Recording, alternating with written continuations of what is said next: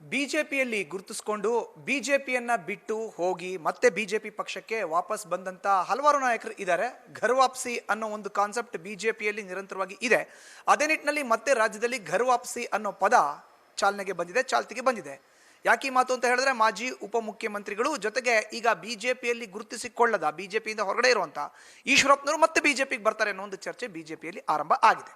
ಈ ವಿಚಾರಕ್ಕೆ ಸಂಬಂಧಪಟ್ಟಂತೆ ಖುದ್ದು ನ್ಯೂಸ್ ಫಸ್ಟ್ ಜೊತೆ ಮಾತನಾಡಲಿಕ್ಕೆ ಮಾಜಿ ಉಪಮುಖ್ಯಮಂತ್ರಿಗಳು ಹಿರಿಯ ರಾಜಕಾರಣಿ ಆದಂಥ KS ಈಶ್ವರಪ್ಪನವರು ಇದ್ದಾರೆ. ಅವ್ರನ್ನ ಮಾತಾಡಿಸ್ತೀನಿ.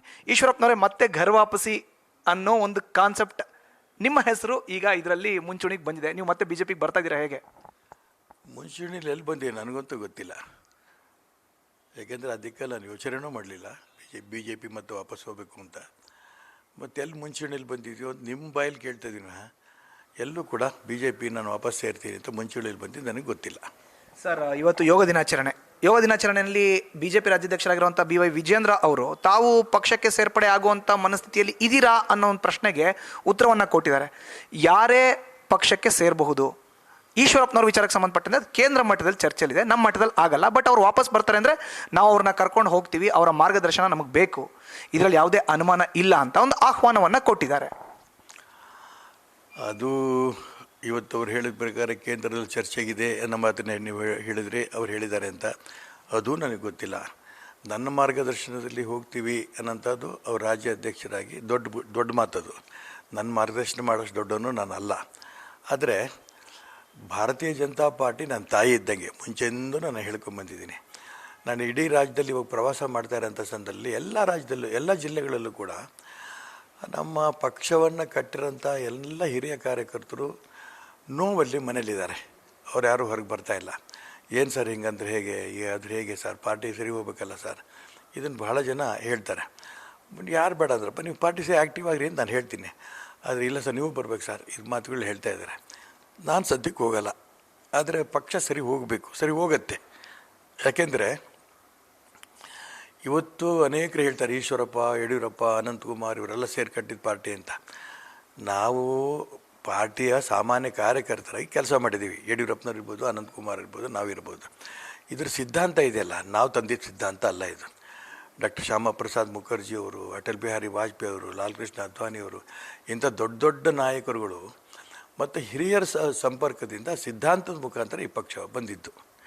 ಈ ಪಕ್ಷವನ್ನು ಕಟ್ಟಬೇಕು. ಪ್ರಾರಂಭದಲ್ಲಿ ನಾಯಕರ ಕೊರತೆ ಇದ್ದಿದ್ದು ನಿಜ. ನಾವು ಅಸೆಂಬ್ಲಿ 4 ಜನ MLA ಗಳಿದ್ವಿ. ಆದರೆ ನಮ್ಮ ವಿಚಾರ, ನಮ್ಮ ಸಿದ್ಧಾಂತವನ್ನು ಎಂದೂ ನಾವು ಬಿಟ್ಕೊಡ್ಲಿಲ್ಲ. ಆದರೆ ವಿಚಾರ ಸಿದ್ಧಾಂತ ಇವು ಸ್ವಲ್ಪ ದೂರ ಹೋಗಿದೆ ಅನ್ನೋಂಥ ಭಾವನೆ ನಂದೊಬ್ಬನೇ ಅಲ್ಲ, ಇಡೀ ಕರ್ನಾಟಕ ರಾಜ್ಯದಲ್ಲಿ ಬಹಳ ಜನ ಕಾರ್ಯಕರ್ತರು ಇದಿದೆ. ಹಂಗಾಗಿ ಅದು ಸರಿ ಹೋಗಬೇಕು, ಸರಿ ಹೋಗುತ್ತೆ. ನಾನು ಹೇಳಿದ್ನಲ್ಲ, ಎಲ್ಲ ಹಿರಿಯ ನಾಯಕರು ಹೆಸರು ನಾನು ಹೇಳಿದೆ. ಅವರುಗಳೆಲ್ಲ ಅಷ್ಟೇ ಅಲ್ಲ, ಅನೇಕರು ಇಡೀ ಜೀವನವನ್ನೇ ಕೊಟ್ಟು ಈ ಆರ್ಗನೈಸೇಷನ್ನ ಸರಿ ಹೋಗಬೇಕು ಅಂತ ಸಿದ್ಧಾಂತವನ್ನು ಮುಖಾಂತರ ಪಾರ್ಟಿ ಕಟ್ಕೊಂತ ಬಂದಿದ್ದಾರೆ. ಆ ತಪಸ್ಸಿದೆಯಲ್ಲ, ಆ ತಪಸ್ಸಿಗೆ ಫಲ ಇದ್ದೇ ಇದೆ. ಇವತ್ತಿಲ್ಲ ನಾಳೆ ನಾವೆಲ್ಲರೂ ಕೂಡ BJP ಮತ್ತು ಹೋಗರೆ, ಇದರಲ್ಲೇ ಅನುಮಾನ ಇಲ್ಲ. ಆದರೆ ಈಗೇನು ಸಣ್ಣ ಪುಟ್ಟ ಗೊಂದಲಗಳಿದೆಯಲ್ಲ, ಇದು ಸರಿ ಹೋಗಬೇಕು. ಸರಿ ಹೋಗದಿದ್ದರೆ ಈ ಪಕ್ಷಕ್ಕೆ ಮತ್ತೆ ಹೋಗಿ ಏನು ಲಾಭ ಇಲ್ಲ. ಏನೋ ಒಂದು ಅಧಿಕಾರ ತಗೋಬೇಕು ಅನ್ನೋಂಥ ಉದ್ದೇಶದಲ್ಲಿ ನಾನು ಹೋಗೋಕ್ಕೆ ಇಷ್ಟಪಡಲ್ಲ. ಈ ಪಕ್ಷದಲ್ಲಿರೋಂಥ ಏನು ಗೊಂದಲಗಳಿದೆ, ಸಿದ್ಧಾಂತದ ಬಗ್ಗೆನೇ ಸ್ವಲ್ಪ ಚರ್ಚೆಗಳಾಗ್ತಾಯಿದೆ.